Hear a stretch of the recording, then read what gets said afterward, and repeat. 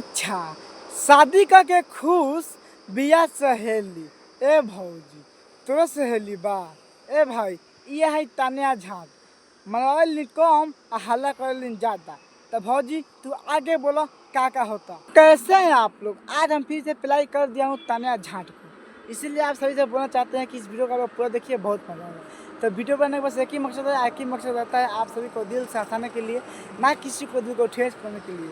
तो वीडियो को पूरा देखा और देखने के बाद भूल जाऊँ। तो बिना कोनो लालो लहसुन के आज के वीडियो स्टार्ट कर जाए।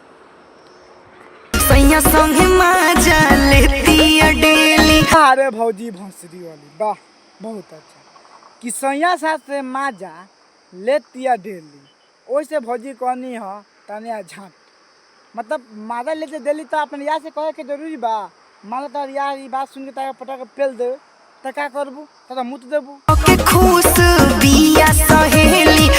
देखो भौजी तहार सहेली बारिन अब शादी कर खुश रहस तब पेलवा के खुश रहस, उससे हमने कौन दिक्कत नहीं की। अक्सर भी आजकल के लड़की ऐसा बारिन सन कि प्यार हमें से मरवाली सब हतार से, तेमें कौन दिक्कत नहीं की। आजकल के नियम में चलाता ओला कौन दिक्कत नहीं के तार सखी मारे तो ले दा, लेकिन तू दूसरा के ना दी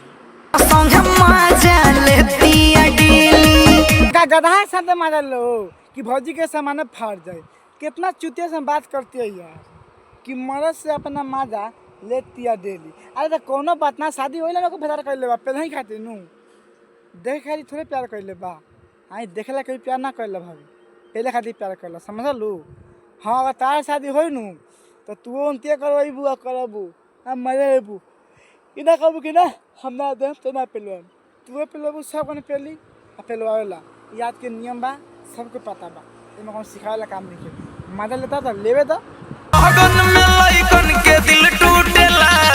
क्या कहल चाहता कि लइकन में लगन में लइकन के दिल टूटेला? हाँ बात तो पकड़ले वाला भैया, सच कहता लगन में ना लगे के दिल टूटेला, लेकिन लगन से पहले छोड़ी से सिल टूटेला। तो पता बा नू वह अपने याद से पेलवा के ना पता बता भौजी को बता दो कि लगन के जब भौजी लोग शादी हो गया तो लड़के के दिल टूटेला, लेकिन शादी से पहले सिल छोड़ से टूट देनी सामने। बात सही बा नहीं भाई लोग? तनी कमेंट करके बताओ लोगन कि तनी कितना लड़की के सिल टूट के पेल ले बाड़ा।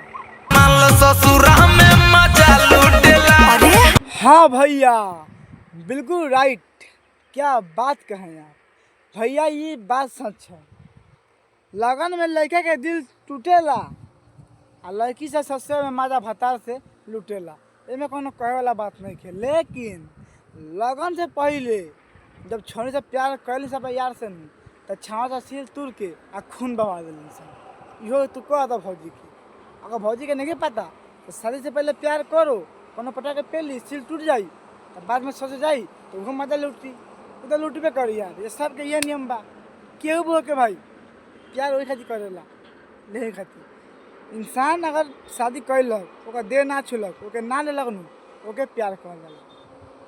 ठीक हमार सोच से तुम सोचो अपनी कुछ सोचो लोगन अपन सोच बताओ था, लेकिन जौन भी काम होकेला सही होकेला, कोनो खाई नहीं के कोनो बात ना भैया। दिल टूटे जाए लेकिन छौरी का मजा लेके खुशी रहो। देखा भैया अब लगन में लड़का के दिल टूटे तो छौरी के सिल टूटे, वो से हमारा कुछ दिक्कत नहीं की।